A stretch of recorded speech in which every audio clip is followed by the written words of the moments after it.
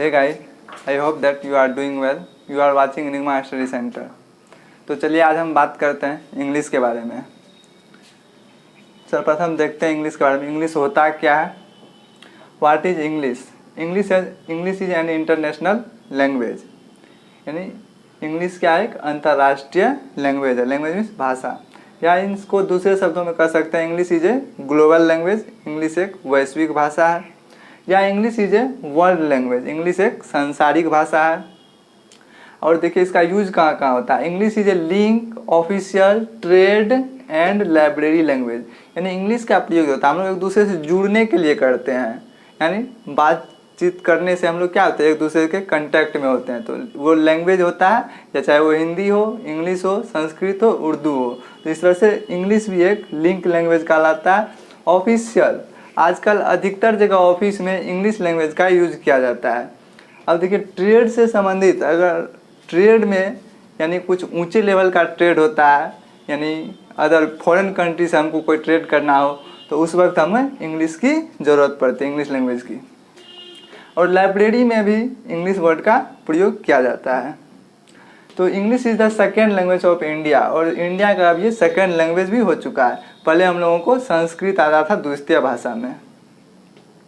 तो अब ये हम लोग समझ गए कि English is an international language. यानी इंग्लिश क्या है? International language. अब यहाँ देख रहे होंगे आप लोग, यहाँ इंटरनेशनल के पहले एन लगा हुआ और वर्ल्ड के पहले ए लगा हुआ, चाहे ग्लोबल के पहले ए लगा हुआ। तो यहाँ देखिए आप लोग इंटरनेशनल का प्रोनाउंसिएशन आता है वॉवेल साउंड, वॉवेल लेटर नहीं। आप इस आई को वॉवेल लेटर समझ रहे हैं, लेटर तो है ही, लेकिन इसमें साउंड हमको देखना है कि इसका प्रोनाउंसिएशन कौन सा आ रहा है। यानी इसमें प्रोनाउंसिएशन आ रहा है वॉवेल साउंड, उसके वजह से हम लोग एन का प्रयोग किए हैं। और ग्लोबल में आता है कॉन्सोनेंट साउंड, तो इसके वजह से हम लोग ए का प्रयोग किए हुए हैं। तो आप समझ गए होंगे ए और एन क्यों लगा।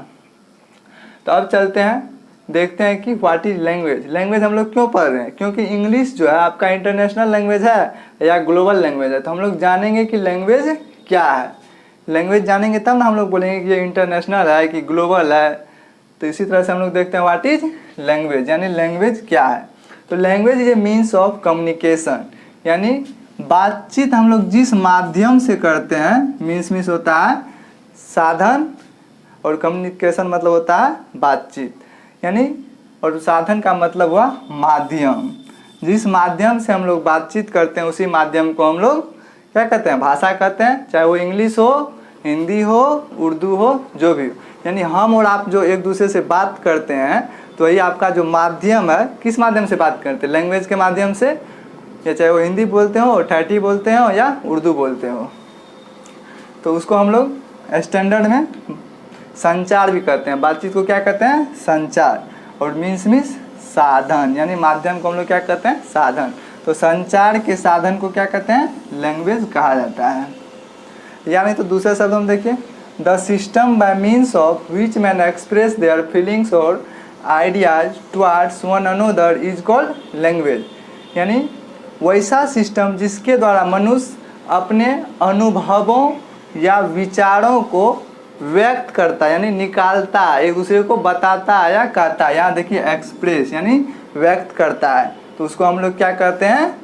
लैंग्वेज कहते हैं। जिसको हिंदी में भी देख लीजिए, जिसके द्वारा मनुष्य अपने अनुभवों या विचारों को एक दूसरे पर प्रकट करे, उसे हम लोग लैंग्वेज कहते हैं या लैंग्वेज कहलाता है।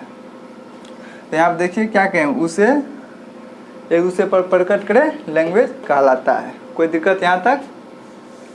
अब चलते हैं कि कोई भी लैंग्वेज इंटरनेशनल लेवल पे कैसे पहुँचता है।